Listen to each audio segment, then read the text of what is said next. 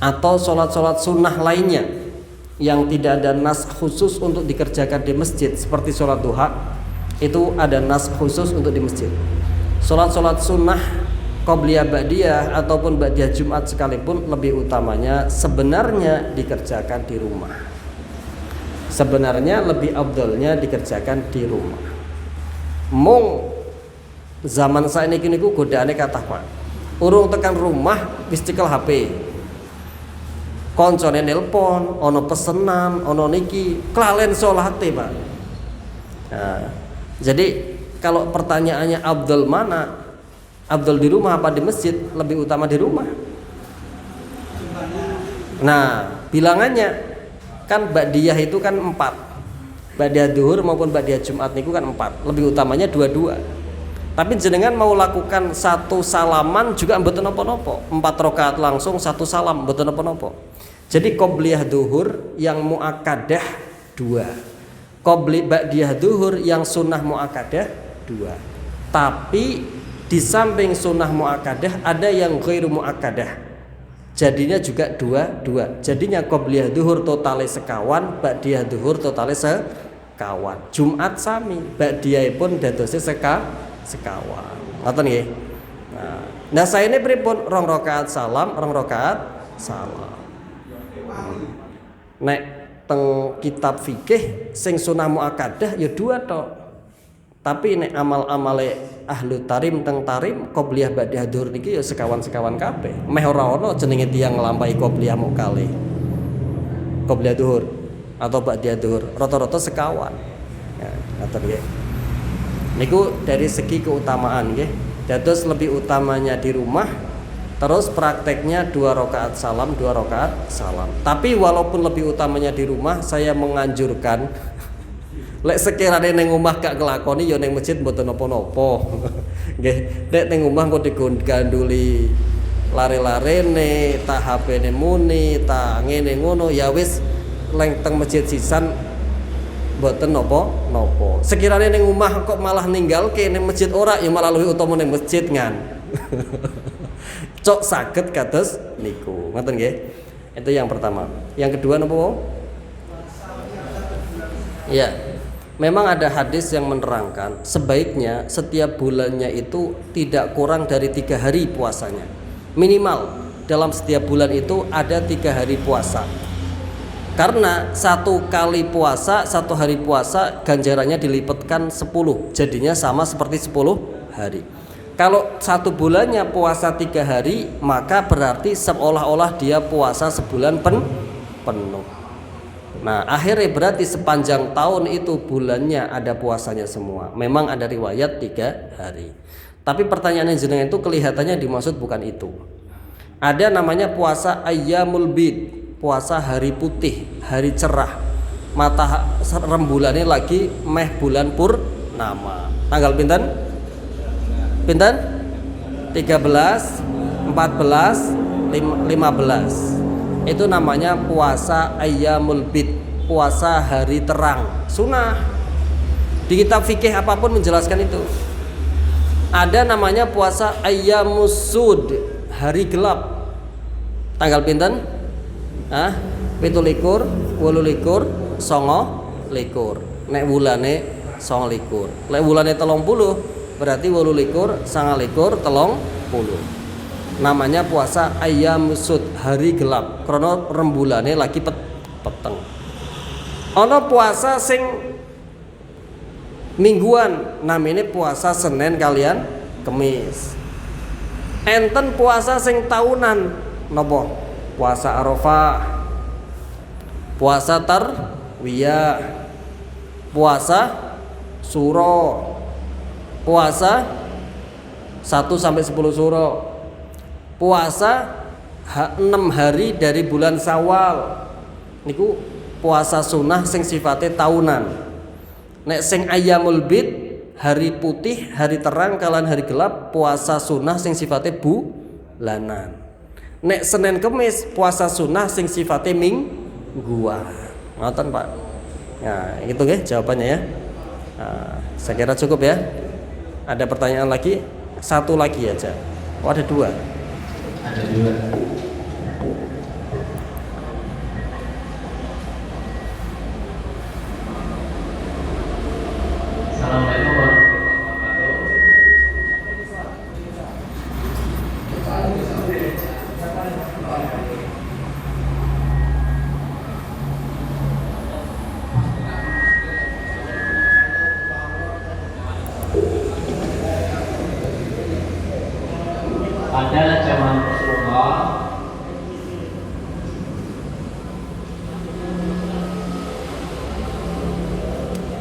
pada zaman Rasulullah perbudakan itu berlaku untuk orang kafir apa juga orang muslim? Terima kasih. Assalamualaikum warahmatullahi wabarakatuh. Jadi pertanyaannya, apakah ada budak apakah semua budak itu pasti orang kafir atau ada muslimnya? Ngoten nggih? Ya. Atau dimiliki? Dimiliki. Oh ya. Nggih. Pertanyaan yang berikutnya, apakah pada zaman Rasulullah itu perbudakan hanya boleh dimiliki oleh orang Islam atau semua orang bisa memiliki, yang penting bisa beli? Jawabannya, semua orang, baik dia orang muslim maupun orang kafir, bisa beli budak. Hanya saja orang Islam ada tambahan peraturan. Kalau budaknya muslim nggak boleh dimiliki oleh orang kafir. Paham sih? Kalau budaknya muslim, budak kan ada yang muslim, ada yang nggak muslim. Budak kan ada yang sudah masuk Islam, ada yang dereng masuk Islam. Kok budaknya Islam, maka tidak boleh dia jatuh ke tangan orang yang tidak Islam. Sama seperti Al-Quran tidak boleh dijual kepada orang kafir. Budak yang mukmin pun tidak boleh dia dijual kepada miliknya pemilik yang kafir atau yang non muslim. Ngoten nggih? Nah, makanya dalam Islam itu tidak boleh perempuan muslimah dinikahi oleh laki-laki yang tidak Islam. Kenapa? Karena memang Allah melarang dalam Al-Quran, ayatnya apa itu? Secara sharih Allah tidak menjadikan orang mukmin itu di bawah kekuasaannya orang kafir. Nek bojo kan di bawah, nek seorang istri kan di bawahnya suami.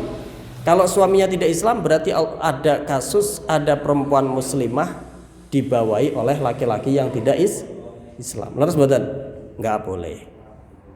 Jadi nggak ada celah sama sekali ya di dalam Islam itu ada perempuan muslimah mau menikah dengan laki-laki yang tidak muslim, nggak ada celah sama sekali.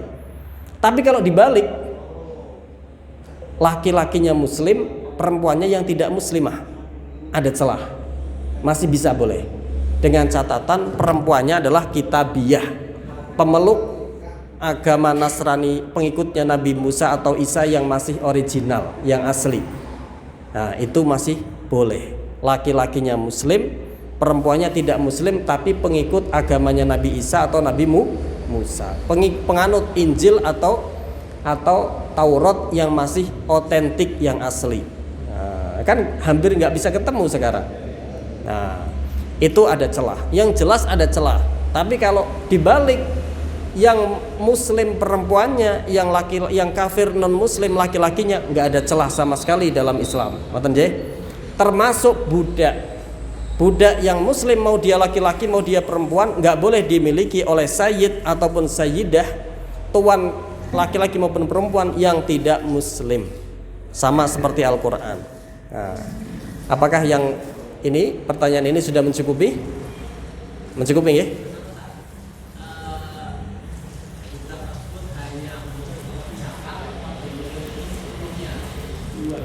Maksudnya bisa dijual, apa bisa dijadikan istri? Istri. Nah, budak itu bisa dijadikan istri. Artinya bisa dipekerjakan, juga bisa dijadikan sebagaimana layaknya istri. Tetapi ada kriterianya, ada syaratnya. Yaitu apabila budak yang boleh dikumpuli tersebut, budak itu boleh dikumpuli oleh sayyidnya, dengan catatan yang sayyidnya laki-laki, pemiliknya adalah laki-laki muslim, dan amahnya atau budaknya adalah perempuan. Artinya kalau kejadiannya di kasusnya dibalik, yang budak laki-laki, pemiliknya perempuan, nggak bisa, hanya bisa dipekerjakan, okay? Tapi kalau yang tuannya laki-laki, yang budaknya perempuan, ini bisa, ya, dengan catatan budak perempuan tadi tidak bersuami, ya, kosong. Kalau budak tadi bersuami, maka sayyidnya hanya boleh mempekerjakannya tok, tidak boleh mengumpulinya. Makanya dalam fikih itu ada istilah namanya ummul walad. Budak ummul walad. Ummul itu ibu, walad itu anak. Itu kasusnya apa?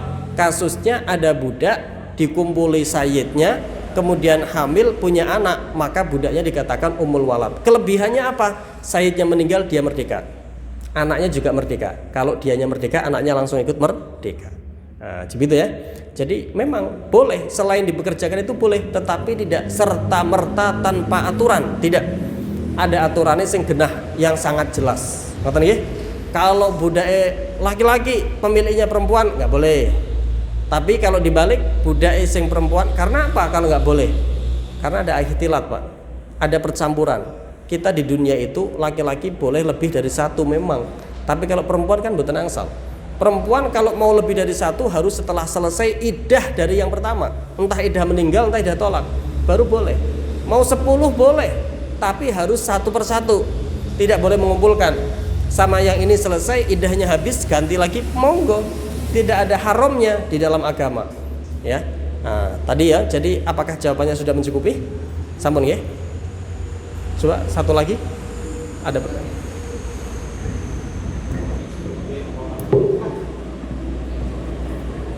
Assalamualaikum warahmatullahi wabarakatuh. Niki wau masalah berdoa ini kalau sering jamaah mau tasbih itu kan jadi tidak kali kalau sering jamaah imam selama jantung tidak itu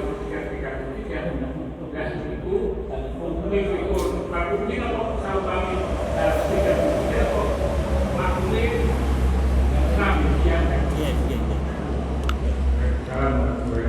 Ini pertanyaan berikutnya. Pertanyaan salajengipun ya.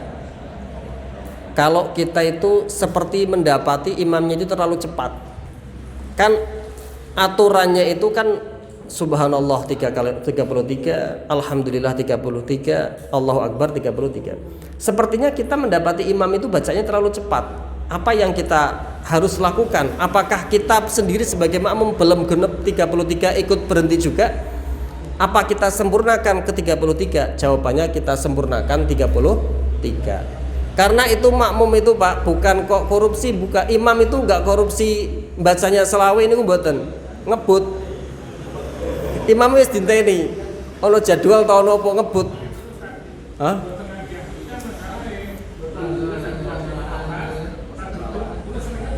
Ah.